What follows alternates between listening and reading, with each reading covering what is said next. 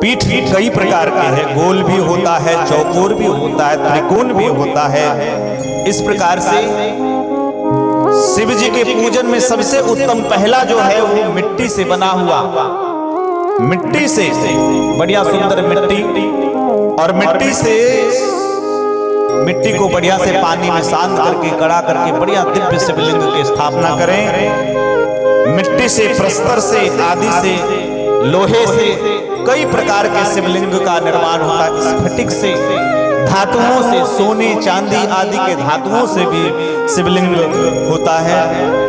और मैं बता दूं सबसे बड़ी बात, जो लोग यहाँ पे सुन रहे हैं शिव पुराण की कथा, तो घर में जो शिवलिंग रखना चाहिए वो कितना रखना चाहिए, ये शिव पुराण का आदेश है कि घर में जो शिवलिंग रखें, जो घर का मुखिया है उसके हाथ से 12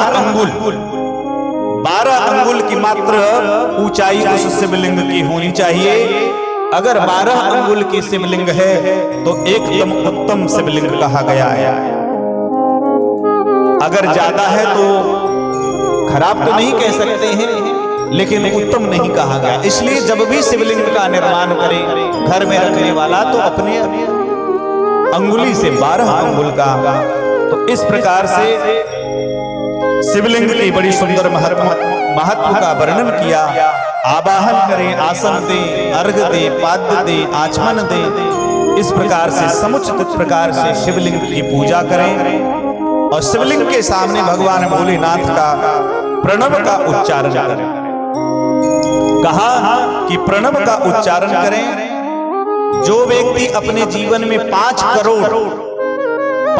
करोड़ शिव जी के पंचाक्षर मंत्र का जाप करता है, वो साक्षात भोलेनाथ का स्वरूप हो जाता है।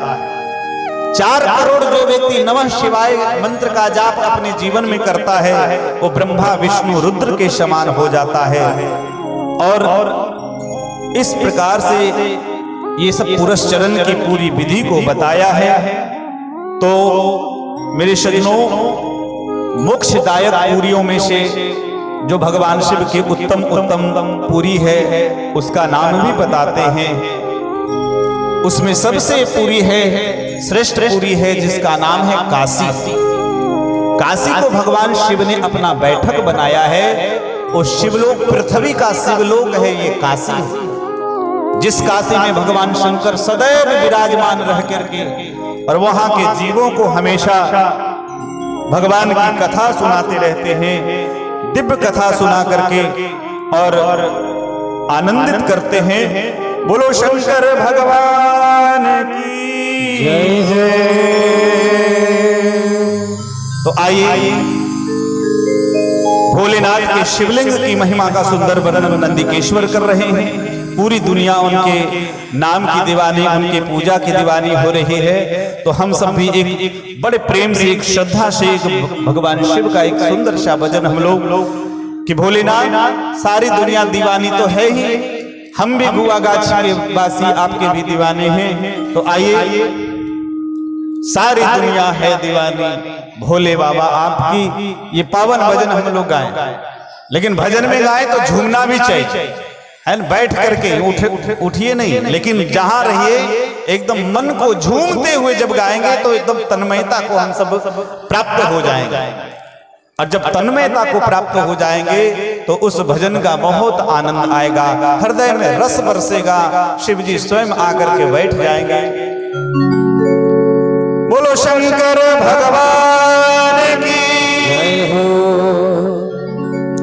सारी दुनिया है दीवानी भोले बाबा की। सारी दुनिया है दीवानी भोले बाबा की। सारी दुनिया है दीवानी भोले बाबा। सारी दुनिया है दीवानी भोले बाबा।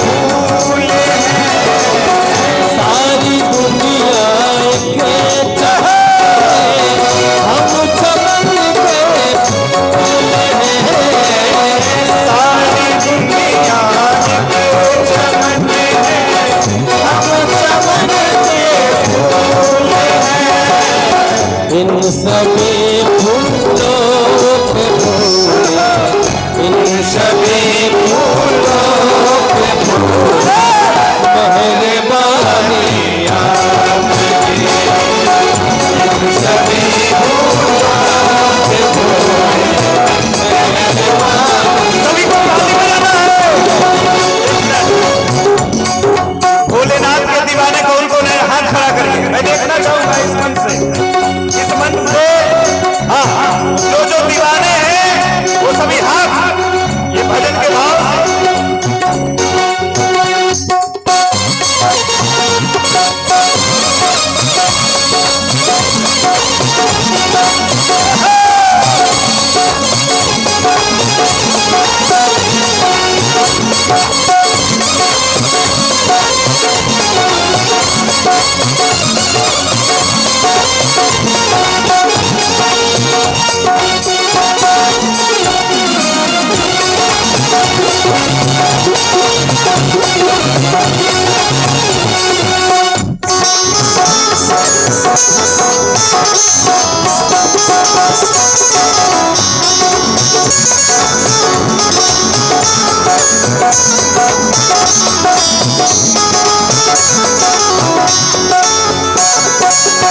जैसे गंगा और यमुना की धारा भूमि पर, जैसे गंगा और यमुना की धारा भूमि पर, जैसे गंगा और यमुना की धारा भूमि पर, जैसे गंगा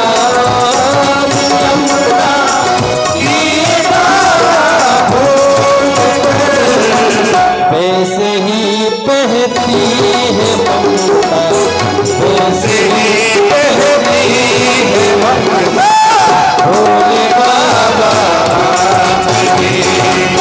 वैसे बहती है ये ममता, भोले बाबा आपकी। सारी दुनिया है दीवानी, भोले बाबा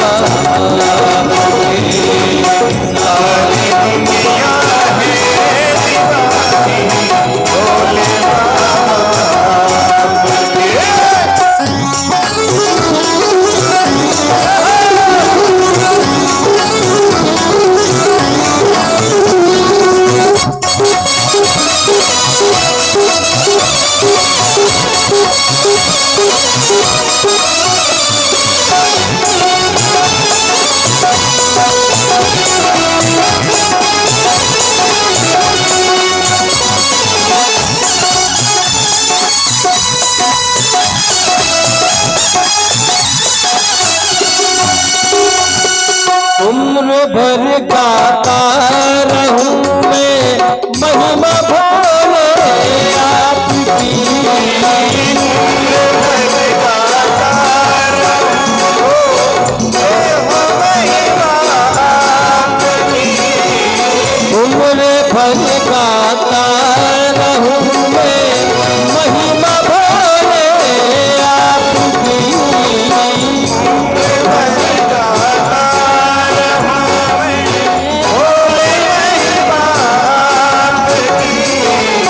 अपने चरणों में ही रखना, अपने चरणों में ही रखना, हम निशानी आपकी। अपने चरणों में ही रखना, हम निशानी आपकी। कौन है जिस पर नहीं है मेहरबानी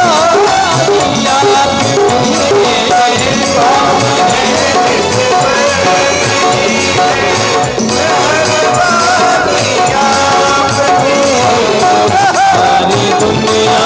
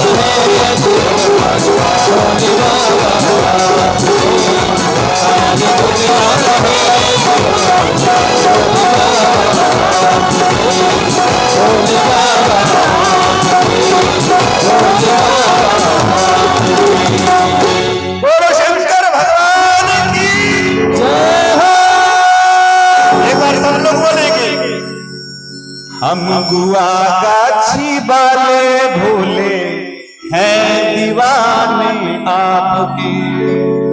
हम गुआ वाले भोले हैं दीवाने आपके। तो शिव जी के पूजन सबसे प्रथम मिट्टी के पार्थिव पूजन की व्यवस्था बताई गई। अच्छा, इसमें भी पार्थिव के हिसाब से कहा शिव पुराण के 19वें अध्याय में विद्येश्वर संहिता का वर्णन है। कहा कि ब्राह्मण जो हो, ब्राह्मण वर्ग में अगर पैदा हुआ है तो उसके लिए एकदम सफेद मिट्टी लाना चाहिए। क्षत्रिय है तो क्षत्रिय के लिए लाल मिट्टी से शिवलिंग बनावे, और वैश्य हैं उनके लिए पीले मिट्टी और अन्यों के लिए काली मिट्टी से शिवलिंग का निर्माण करें। और उसके बाद मेरे सज्जनों, वेदोक्त मार्ग से जो उसके मंत्र हैं उसके माध्यम से पूजन करे। मंत्र न आवे तो नमः शिवाय इस महामंत्र पंचाक्षर से पूजन करे। शिव का अर्थ क्या है, शिव का मतलब क्या है? कहा शिव में स है और उसमें इकार है और व है, ये तीन है। शकार का अर्थ है नित्य सुख, नित्य आनंद, ये है सकार। और इकार का अर्थ है पुरुष। पुरुष का अर्थ क्या होता है? पुरुष का अर्थ होता है पुरुष शरीरम सेते इति पुरुषः। जो दुनिया के प्रत्येक जीव के अंदर आत्मा के रूप में विराजमान है, इसलिए उसको पुरुष कहा जाता है। सहस्र शीर्षा पुरुषः सहस्राक्षः सहस्रपाद। सबके अंदर आत्मा के रूप में विराजमान है। तो जो शिव में इकार है, अगर शिव में से इकार हटा देंगे तो वो शब बन जाता है। बोलो जय भोले। शिव में से अगर ई हटा दें तो शब बन जाता है। तो स नित्य सुख का द्योतक है, इकार पुरुष का है, और इसमें जो वकार है, ध्यान से सुनना, शिव में जो वकार है ये कौन है? ये साक्षात अमृत स्वरूपा, जो शिव के अंदर जहां से शक्ति मिलती है, शिव शक्ति भगवती पार्वती के रूप में। तो इस प्रकार से, और शिव को ही गुरु के रूप में वर्णन किया। ये शिव कौन है? तो कहा ये शिव गुरु है। इसलिए श्रद्धा विश्वास रूपिणो, तुलसीदास जी भी जब मानस की वंदना करते हैं तो उसमें गुरुम शंकर रूपिणम कहा गुरु को कैसा होना चाहिए? तो गुरु को शंकर के समान होना चाहिए। या शंकर गुरु होना चाहिए या शिव के समान गुरु होने चाहिए। कहा कि शिव के समान गुरु क्यों? शंकर रूपिणम। कहा कि शिव जी में सबसे बड़ी विशेषता है कि भोलेनाथ इतने सीधे हैं, इतने सीधे हैं, जो भोले बाबा के शरण में आ जाए वो जो मांगता है वो सब दे देते हैं। वो कभी भक्तों को निराश कभी नहीं करते, जो मांगता है वो सब दे देते हैं। एक बार की बात है, एक गांव में एक बहुत दुष्ट व्यक्ति रहता था। अपनी दुष्टता से वो पूरे गांव वालों को परेशान करता रहता था। एक दिन उनके यहाँ कोई साधु महात्मा आए। संजोग से वो दुष्ट वो महात्मा जी की कथा में चला गया और उसने कथा में शिव भगवान की भक्ति को सुन लिया। देखो, महात्मा जी ने कहा कि शिव का पूजन करो, वो जल्दी मिलते, प्रसन्न होते हैं, वरदान देते। तो उसने शिव जी की आराधना प्रारंभ कर दी। और ये खल लोग, ये दुष्ट लोग जो तपस्या करते हैं, बड़ी भयंकर तपस्या करते हैं, लेकिन ये दूसरे को परेशान करने के लिए करते हैं। उसने शिव जी की पूजा की, आराधना की, तो शिव जी बड़े प्रसन्न हो गए। और शिव जी प्रसन्न होकर के कहा कि क्या चाहते हो? बोले कि मैं तो चाहता हूं कि मेरा पूरा कल्याण हो जाए। देखिए मेरे घर कैसे झोपड़ी बने हैं, मेरे जीवन में अर्थ की कमी है, बहुत प्रकार की कमी उसने बताई, अपने जीवन में अभाव को बताया। शंकर भगवान प्रसन्न हो गए और एक शंख दे दिया। कहा लो ये शंख, लेकिन ध्यान रखना ये शंख है, इसको घर में ले जाना और इसकी पूजा करना और पूजन करोगे और इस शंख से जो मन्नत मांगोगे, जो मनोरथ करोगे वो शंख पूरा करेगा। लेकिन एक शर्त है, अगर तुम्हारा मनोरथ होगा वो तुम्हारा तो पूरा करेगा, लेकिन तुम्हारे पड़ोसियों को उससे दुगना पूरा करेगा। अब महाराज वो तो बड़ा उदास हो गया, क्योंकि व्यक्ति अपने दुख से दुखी नहीं होता है जितना पड़ोसियों के सुख से दुखी होता है। अपने घर के अपना खबर भले न रखे, लेकिन पड़ोसन कहाँ जा रही है, पड़ोस में क्या हो रहा है, वो सब समाचार रखती है। अब तो बड़ा दुखी हो गया, विचार करने लगा कि अब ऐसा वरदान मिला कि जो कुछ मांगोगे तुमको 1 गुना मिलेगा तो पड़ोसियों को 2 गुना मिलेगा। वो बेचारा, उसने कहा कि ऐसा क्या करूं, शंख को एक पेटी में बंद करके रख दिया, ताला लगा करके। घर में धन की कमी थी, इसलिए धन कमाने के लिए वो परदेश चला गया, विदेश चला गया। अब उसकी पत्नी बेचारी, घर में देखा कुछ है नहीं, पति वहां से पैसा भेज नहीं रहे, घर का खर्चा कैसे चले, बड़ी परेशान हो गई। तो एक दिन उसको याद आया कि मेरे पति ने बक्से में लगता है कुछ माल पानी रखा होगा। बक्से का ताला तोड़ा और ताला तोड़ करके उसमें जब बक्सा खोल करके देखी तो शंख, तो पति ने बताया था कि ये भगवान भोलेनाथ का दिया हुआ शंख है। अब क्या हुआ कि वो बेचारी बड़ी अच्छी थी, पति दुष्ट था लेकिन वो अच्छी थी। वो विचार करने लगी कि चलो, जब शिव जी की कृपा हमारे घर में रखी हुई है तो उसको उपयोग करना चाहिए। बढ़िया गाय के गोबर से लीप कर करके बढ़िया शुद्धता पूर्वक शुद्ध मन से शंख की पूजा की और कहा कि हे भोलेनाथ, सबसे पहले हमारे आवास की व्यवस्था अच्छी हो जाए। हमारे घर ये जो झोपड़ी है, घास फूस लगे हुए हैं, ये झोपड़ी हट करके पक्के मकान बन जाए। ये शंख का चमत्कार था, शिव जी का दिया हुआ वरदान था कि इतना कहते ही भगवान भोलेनाथ की ऐसी दिव्य कृपा बरसी, ऐसी कि इसमें कोई संदेह नहीं करना चाहिए। महाराज उसके पूरे घर हो गए, सुंदर सुंदर घर बन गए, लेकिन ये क्या, पड़ोसियों के जिसके 1 मंजिल थे उसके 2-2 मंजिल हो गए।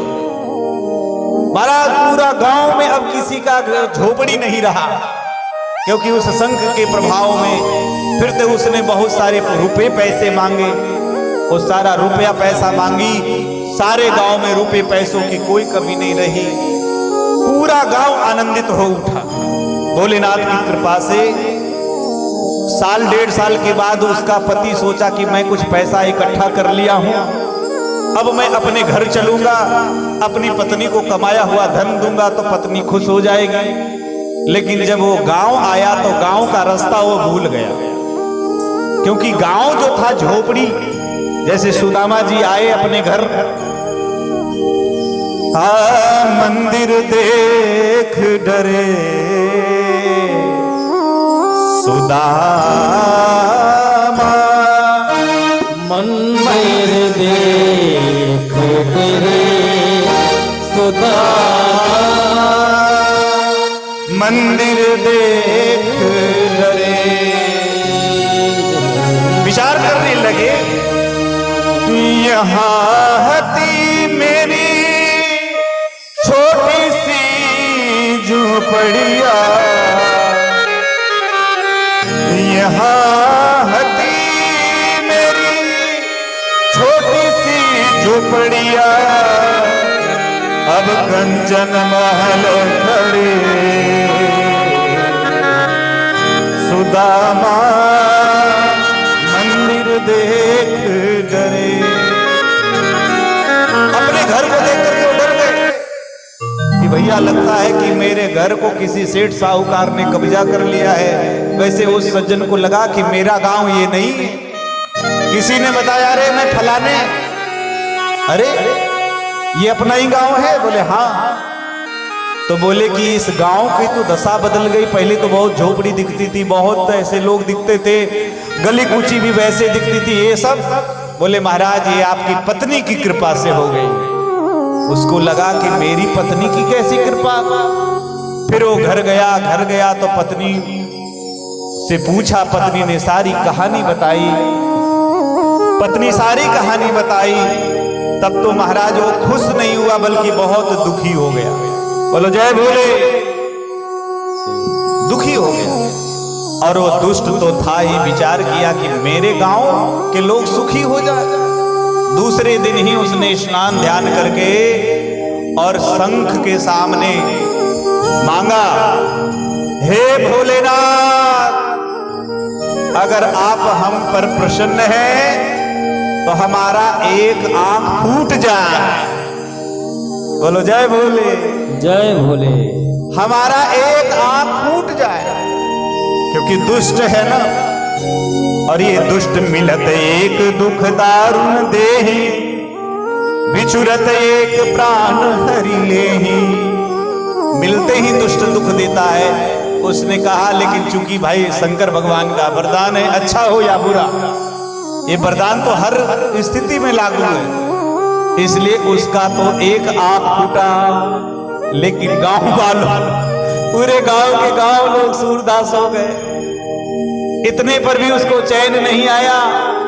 उसने कहा कि हे भोलेनाथ, हमारा एक पांव टूट जाए।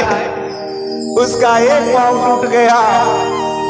महाराज गांव वाले के तो दो दो पांव टूट गए। बैसाखी लगा लगा के लोग चलने लगे। इतने पे भी चैन नहीं आया। उस दुष्ट ने कहा, हे भोलेनाथ, हमारे घर के सामने, मुख्य दरवाजे के सामने एक गड्ढा सा कुआं हो जाए। महाराज कहते ही गड्ढा कुआं हो गया, लेकिन पड़ोसियों के तो दो दो थे, तो उनके घर के आगे दो दो कुएं। अब जो आदमी घर से निकले भद से कुआं में गिरे, जो आदमी निकले भद से। भोलेनाथ ने देखा, देखी नहीं गई, क्योंकि भोलेनाथ करुणावतारम है। इसलिए उन्होंने विचार किया कि ये दुष्ट के कारण ये पूरे गांववासी क्यों दुख दे।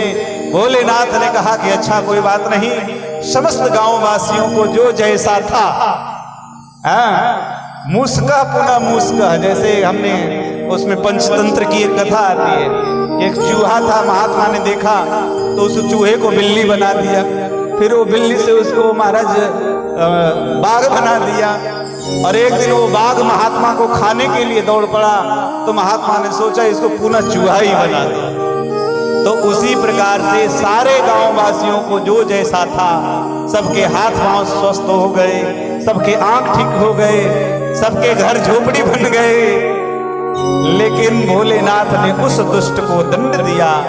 उस दुष्ट को कहा कि तुम्हारे एक आंख फूटा है तो एक आंख वैसे रहे, एक पांव फूटा है तो वैसे रहे, क्योंकि तुम दूसरे को अनहित करने वाले हो। बोलो शंकर भगवान की जय हो। तो गुरुम शंकर रूपिणम, गुरु शंकर रूपिणम। इसलिए यहां शिव पुराण में कहा, जो शिव तत्व का बोध कराते हैं वो गुरु होते हैं, और ये गुरु ही परमात्मा शिव है। इसलिए गुरु के महत्व को बताया। तो इस प्रकार से मेरे सज्जनों, ये पार्थिव पूजन की पूरी विधि को बताया। उसके बाद पूजन के पश्चात कहा कि हमने सुना है कि महाराज, क्या शिव जी के ऊपर चढ़े हुए प्रसाद को नहीं खाना चाहिए? तो शिव पुराण में स्पष्ट लिखा है कि जो शिवलिंग के ऊपर चढ़ा हुआ प्रसाद हो उसे कभी ग्रहण नहीं करना चाहिए, क्योंकि भगवती पार्वती ने शंकर भगवान को श्राप दिया। एक बार भगवान के धाम श्री वैकुंठ नाथ भगवान विष्णु से मिलकर के शिव जी आए।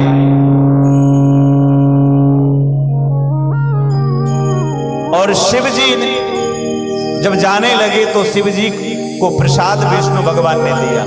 और देखो, जब प्रसाद हो तो प्रसाद सब मिलकर के कहते ना कि बाट छूट के खाए और राजा घर जाए।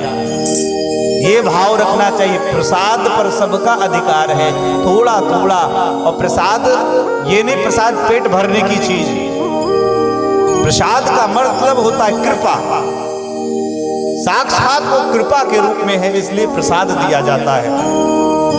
भगवान का भोग लगाया हुआ प्रसाद हम खाते तो हमारी बुद्धि शुद्ध होती है। तो प्रसाद भोलेनाथ लेकर के आए, लेकिन वो उस समय पार्वती जी स्नान को गई। अब प्रसाद के लोभ में सारा प्रसाद भोलेनाथ स्वयं खा गए। पार्वती जी आई और उन्होंने पूछा कि देव, आप जो हमारे लिए प्रसाद लाए हमको आप क्यों नहीं दे? कहा, देवी वो प्रसाद तो हमने भक्षण कर ली है, खा ली है। इससे भगवती रुष्ट होकर के श्राप दी कि आपने हमें महाप्रसाद से वंचित रखा है, इसलिए आज के बाद शिवलिंग पर चढ़ा हुआ जो भी प्रसाद होगा वो अभक्ष हो जाएगा। अगर कोई उस प्रसाद को ग्रहण कर ले तो उसे कुत्ते की योनि में जन्म लेना पड़ेगा। बोलो जय भोले। स्वान की योनि में। लेकिन शिव जी के अगर मूर्ति के सामने जो भोग, जैसे शिवालय है, मंदिर है, वहां दूर एक थाल में दूर में और उसमें बिल्व पत्र डाल करके भगवान को मन से अर्पित किया हुआ हो, वो महाप्रसाद एकदम भक्षण करना चाहिए। शिव भक्तों के लिए उससे बड़ा प्रसाद कुछ हो नहीं सकता है। तो इस प्रकार से जो शिवलिंग के स्पर्श से रहित प्रसाद है वो खाना चाहिए। उसके बाद त्रिपुंड की महिमा का वर्णन किया कि ये त्रिपुंड जो शिव भक्त हैं ये 3 रेखा लगाते। ये त्रिपुंड मानो कि ये गंगा और यमुना और सरस्वती के समान पवित्र हैं। जब भी मंदिर में जाएं तो बिना तिलक के नहीं जाएं, क्योंकि तिलक से ललाट की शोभा ही नहीं, हमारे शास्त्रों में तिलक की बड़ी महिमा बताई गई है। कस्तूरी तिलकम ललाट पटले वक्षस्थले कौस्तुभम नाशाग्रे वरमौक्तिकम करतले श्री वेणु करे गंगदम। कस्तूरी तिलकम, भगवान भी तिलक लगाते हैं तो हम सबको भी सुंदर तिलक लगाना चाहिए। जो तिलक लगा करके त्रिपुंड अथवा ऊर्ध्वपुंड लगा के तो जो तिलक लगा करके घूमता रहता है व्यक्ति, अगर किसी भी प्रकार से तिलकधारी व्यक्ति की मृत्यु भी हो जाती है तो वो भगवान के धाम का अधिकारी होता है। और आप सब देख रहे हैं ना, हमारे मस्तक पर आप देख रहे हैं तिलक विराजमान है। क्योंकि हम वैष्णव हैं तो हम ऊर्ध्वपुंड नहीं ऊर्ध्वपुंड लगाते, ऊंचे की ओर 3 लाइन खींची हुई है। देखिए 1 लाइन, 2 लाइन इधर, 2 सफेद लाइन है और बीच में लाल है। इसका मतलब क्या होता है पता है? ये हम जितने वैष्णव लोग हैं ये राम दरबार है। यहाँ जो हम लोग नाक के ऊपर लगाए वो उसको सिंहासन कहा जाता है, और ये सिंहासन के रूप में साक्षात हनुमान जी विराजमान। बीच में जो लाल देखते हैं, जो श्री हम लोग लाल लगाए, ये जानकी जी हैं, और इनके दाहिने बाएं में श्री राम और लक्ष्मण विराजमान हैं। ये तिलक का मतलब है कि आपने मस्तक पर पूरा राम दरबार धारण किया है। उसी प्रकार से जो शैव भक्त हैं वो त्रिपुंड लगाते हैं तो मानो भगवान शिव का पूरा परिवार की कृपा है। तो इसलिए तिलक का बहुत महत्व बताया। 3 रेखाओं में 9 देवताओं का निवास बताया है, और इस प्रकार से तिलक का महत्व बताया है। तिलक के साथ साथ रुद्राक्ष की माला, ये भगवान शिव के रुद्राक्ष का ये माला है। कहा कि ये माला कैसे प्रकट हुई उसकी कथा सुना रहे हैं। श्री सूत जी कहते हैं कि एक बार की बात है, देवताओं पर कृपा करने के लिए, करुणा करने के लिए भगवान शिव के मनोहर सुंदर नेत्रों से सुंदर खुशी के आंसू टपक पड़े। जब लीलावश भगवान शिव भोलेनाथ करुणावश उनके नेत्रों से जब आंसू टपके तो वही आंसू पृथ्वी में रुद्राक्ष के रूप में, देखिए रुद्राक्ष, रुद्र और अक्ष लिखा है, इसमें 2 शब्द है रुद्राक्ष में। रुद्राक्ष में रुद्र है और अक्ष है। रुद्र का मतलब महादेव, रुद्र का मतलब शिव, रुद्र का मतलब शंकर, रुद्र का मतलब भोलेनाथ, और उनके अक्ष का मतलब होता है नेत्र। भगवान शिव के नेत्र के आंसुओं से जो वृक्ष उत्पन्न हुआ उस वृक्ष का नाम है रुद्राक्ष। और भक्तों पर अनुग्रह करने के लिए भगवान शिव ने इनको दिव्य सब में विष्णु भक्तों में देखिए, मैं भी, मेरे गले में ये रुद्राक्ष की माला आपको दिख रही होगी, बहुत छोटी सी। और ये रुद्राक्ष की माला मेरे गले में जो धारण मैंने की है, ये पशुपतिनाथ भगवान का प्रसाद है। वहां के पुजारी जो थे उन्होंने दिया था मुझे, मैंने मांगा नहीं, केवल हमने उनसे कहा था कि मैं अयोध्या से आया हूं दर्शन करने के लिए काठमांडू में। उन्होंने बहुत सुंदर ये कृष्ण वर्ण का ये रुद्राक्ष का माला है। 14 प्रकार के रुद्राक्षों का वर्णन शिव पुराण में वर्णन है। ये कौन कौन भगवान शिव ने मथुरा में, अयोध्या में, लंका में, मल्याचल में, शहगिरी में, काशी में, गौड़ देश में, ये पृथ्वी के जो उत्तम उत्तम तीर्थ हैं, उन सब तीर्थों में इन वृक्षों को जन्म दिया शिव जी की कृपा से।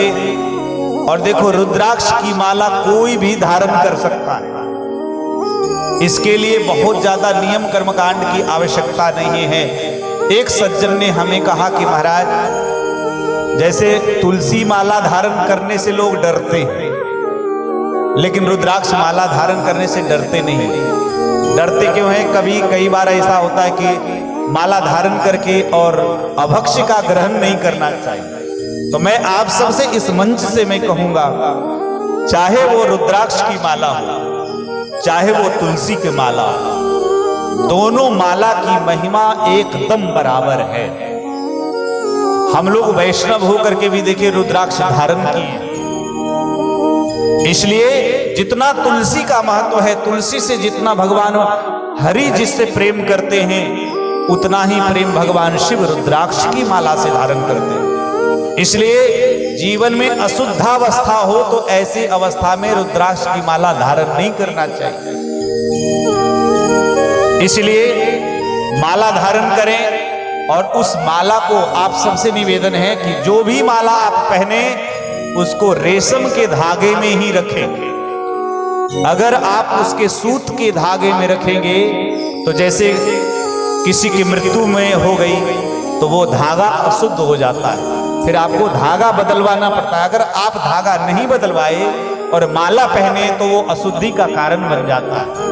और रेशम का धागा हमेशा पवित्र होता है, इसलिए रेशम के धागे में कहा कि जो रुद्राक्ष की माला है वो किस आकार में सबसे श्रेष्ठ होता है, तो कहा कि जो आंवले के फल के बराबर जो रुद्राक्ष का माला होता है, वो सबसे आंवले के बराबर का जो होता है वो सबसे श्रेष्ठ और उत्तम रुद्राक्ष की माला बताया गया है। जो बेर के फल के बराबर होता है, कई बार तो दुकानदार लोग रुद्राक्ष की जगह बेर की गुठली ही दे देते हैं और कहते हैं ये रुद्राक्ष है, लोगों को पता नहीं होता है। तो महाराज, इसलिए बेर के फल के समान जो रुद्राक्ष धारण करते हैं तो वो मध्यम है, और जो चने के बराबर है वो निम्न कोटि का है। इस प्रकार से रुद्राक्ष के माला और उसके टूटा हुआ माला कभी उसमें धारण नहीं करना चाहिए। और कहा कि जो एक मुख वाला है, एक मुखी रुद्राक्ष अगर मिल जाए तो आपके जीवन में किसी प्रकार की कोई कमी नहीं रहेगी। लेकिन आप सबसे ध्यान से मैं बताऊं, कभी ऐसा ना हो कि आज कथा सुन के गए, कल अमेजन और फ्लिपकार्ट पर जाके ऑनलाइन आप ऑर्डर करते रहो कि महाराज जी ने, आजकल कंपनियां, बहुत सारी कंपनियां एक रुद्राक्ष माला जो है एक मुखी बेचती है, लेकिन ये कंपनियां एक नंबर की ठग है। कभी आप हरिद्वार जाना, आपको 5 रुपए में रास्ते पर चलने वाले लोग आपको एक मुखी रुद्राक्ष दे देंगे, लेकिन इसका मतलब ये नहीं है कि वो ओरिजिनल होता है, वो असली होता है। और शिव पुराण में विद्येश्वर संहिता में यहां वर्णन किया जा रहा है, 1 करोड़ रुद्राक्ष का जो वृक्ष हो, उस 1 करोड़ वृक्षों में से मुश्किल से 10 से 100 ही रुद्राक्ष एक मुखी होंगे।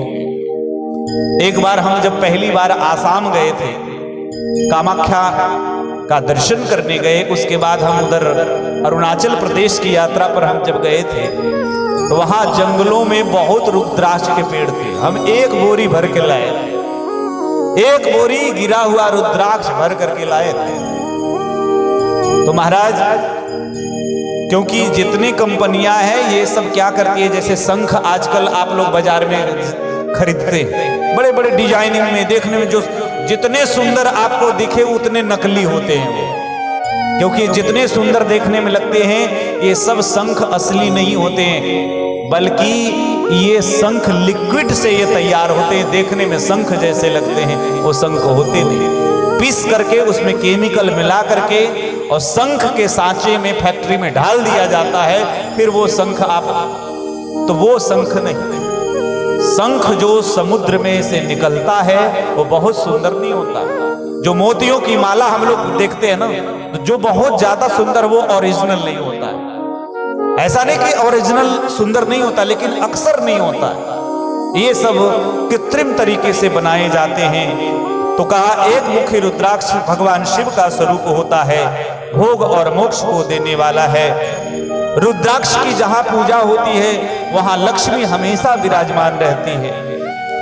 दो मुख ये भी समस्त फलों को देने वाला है, ये देव देवेश्वर के स्वरूप है। तीन मुखी रुद्राक्ष समस्त साधनों के फल को देने वाला है, और चार मुख वाला रुद्राक्ष ब्रह्मा के स्वरूप होता है। पंचमुख वाला रुद्राक्ष कालग्नि रुद्र स्वरूप होता है। ज्यादातर जो रुद्राक्ष होते हैं वो 5 मुखी रुद्राक्ष होते हैं। हम लोग जितना पहने हैं, जो माला में पहने, ये 5 मुखी, इसलिए पंचमुख का और 6 मुख वाला जो रुद्राक्ष है वो कार्तिकेय का है। इस प्रकार से 14 मुख तक ये रुद्राक्ष की माला का वर्णन किया गया और रुद्राक्ष के भेद को बताए गए। कौन रुद्राक्ष पहन करके कौन मंत्र कैसे जपना चाहिए इसको बताया है।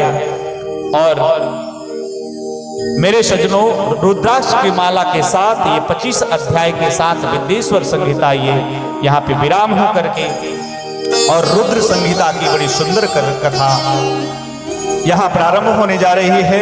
तो आइए, भोलेनाथ की कृपा से सुंदर सब कार्य हो रहा है। हम लोग हमारे जीवन में भोलेनाथ की कृपा बने तो आगे के चरित्र श्री नारद जी महाराज का सुंदर चरित्र है। हम रुद्र संहिता का प्रथम सृष्टि खंड का वर्णन करेंगे।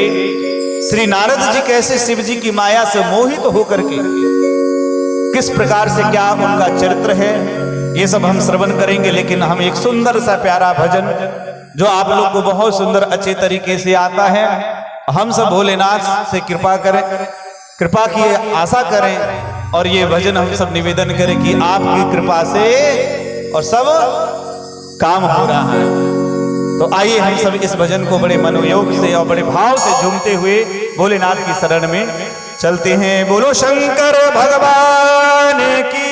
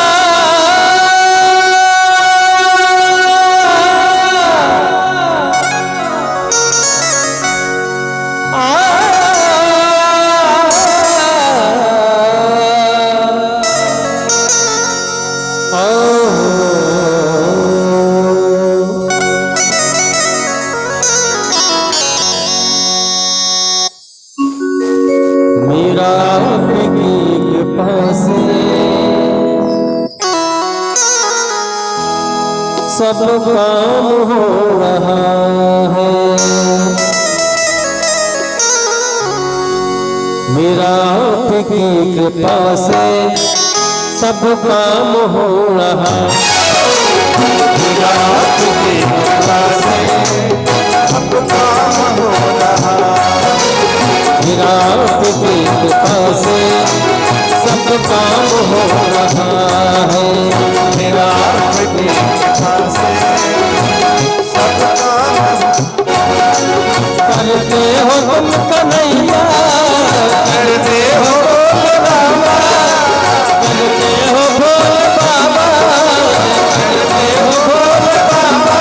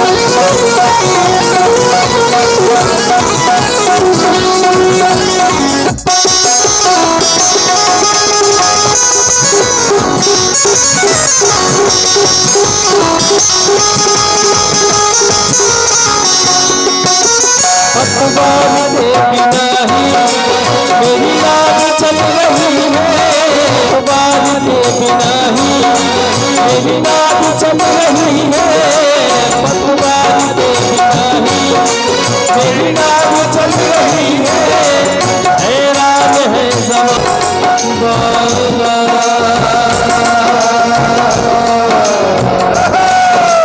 तेरी दया से बाबा ये कमाल हो रहा है, तेरी दया से बाबा ये कमाल हो रहा है।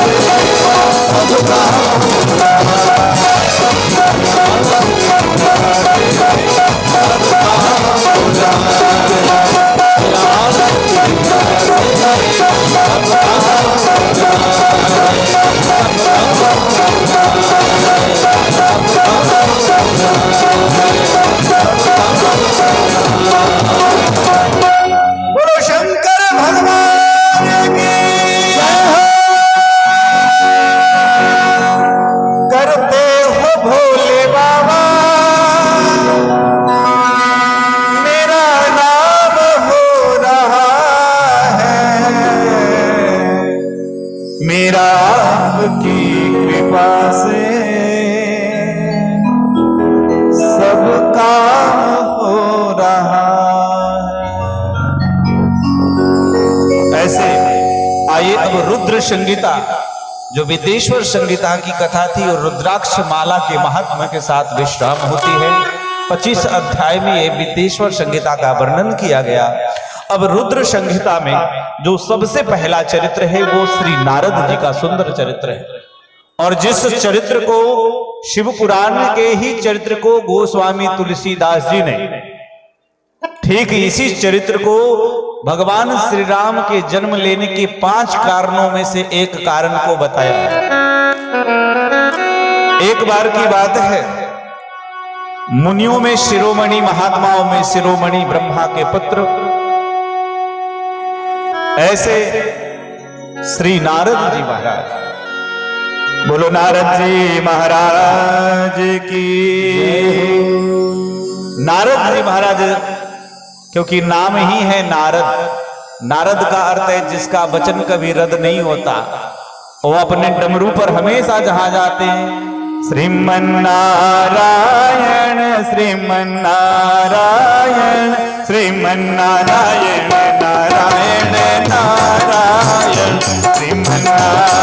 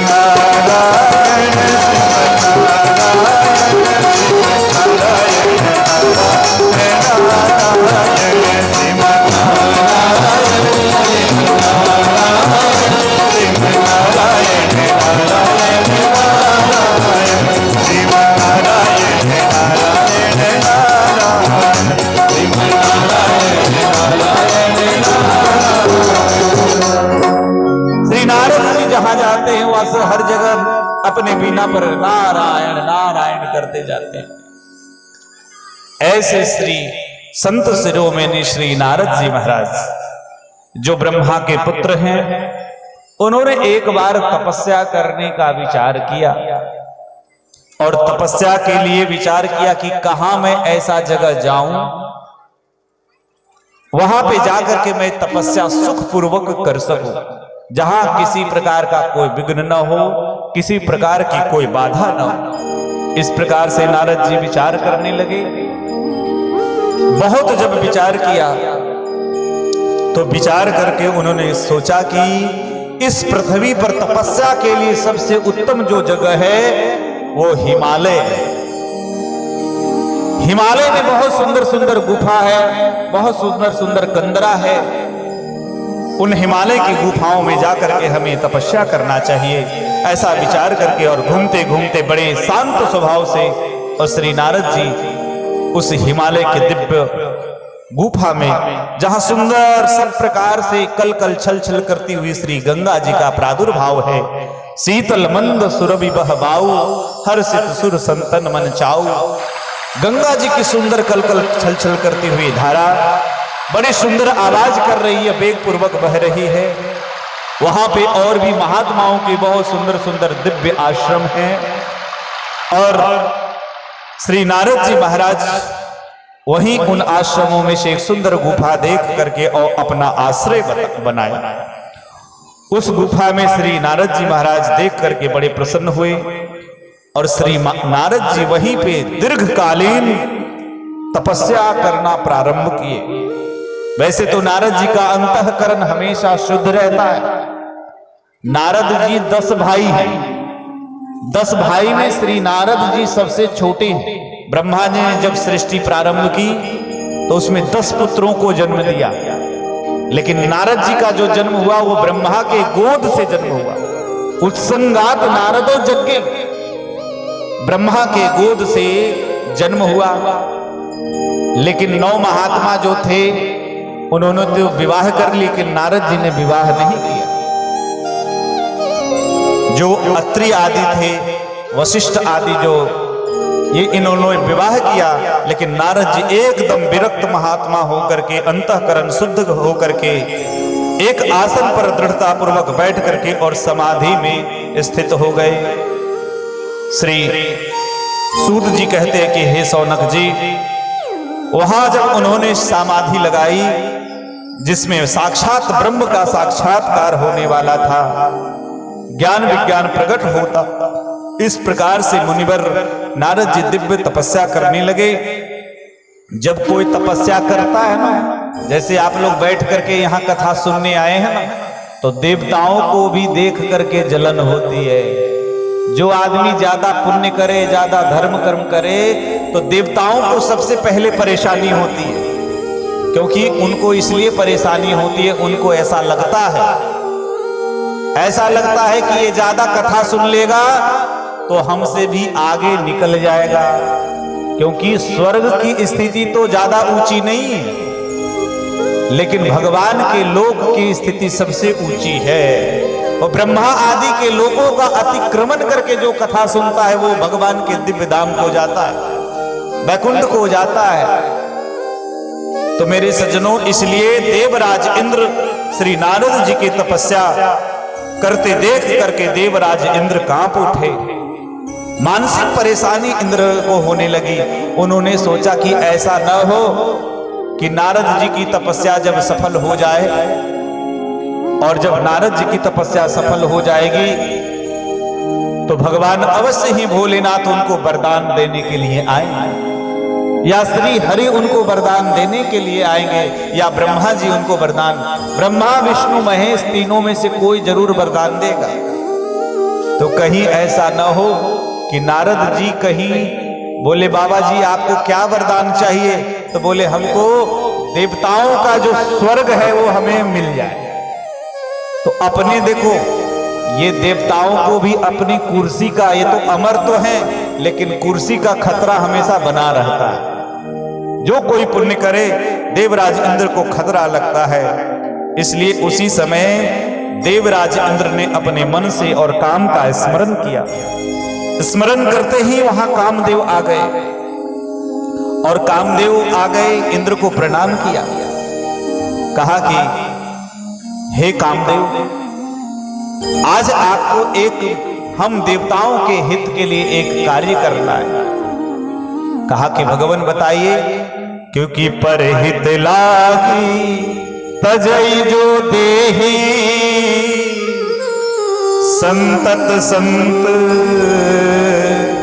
प्रशंसहिते ही।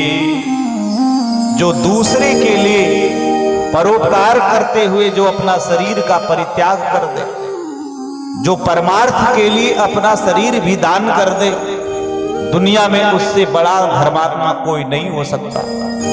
इसलिए परहित लागी कहा कि क्या है, तो कहा कि देखो तुम श्री नारद जी जो कि इस समय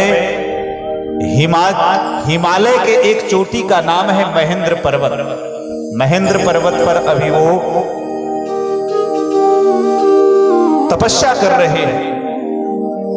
आप जाकर के और उनको जो तपस्या कर रहे उनके तपस्या में विघ्न डालो, किसी भी प्रकार से यत्न करके और उनमें विघ्न करो, और विघ्न करके सारे जब तपस्या से जब नारद जी विरत हो जाएं, अलग हो जाएं, आकर के हमको बताओ। नारद जी के नाम सुनकर के कामदेव तो थोड़ा सा डर गया, विचार किया कि एक संत जब कोई तपस्या करे तो संत के तपस्या में बाधा, संत के भजन में बाधा बनना ये ठीक नहीं है। कामदेव ने कहा भी, समझाया, लेकिन इंद्र नहीं माने। तो मेरे सजनों, चूंकि देवताओं के राजा हैं इंद्र, इसलिए देवताओं के राजा होने के कारण इंद्र को उनके वचन मानने, इंद्र के वचन को मानना पड़ा कामदेव को। और कामदेव ने कहा कि ठीक है, आपकी जैसी आज्ञा। कामदेव इंद्र को प्रणाम करके और वहां से चल पड़ा। अपने साथ में रंभादिक सुर नारी नवीना, सकल असम सर कला प्रवीणा।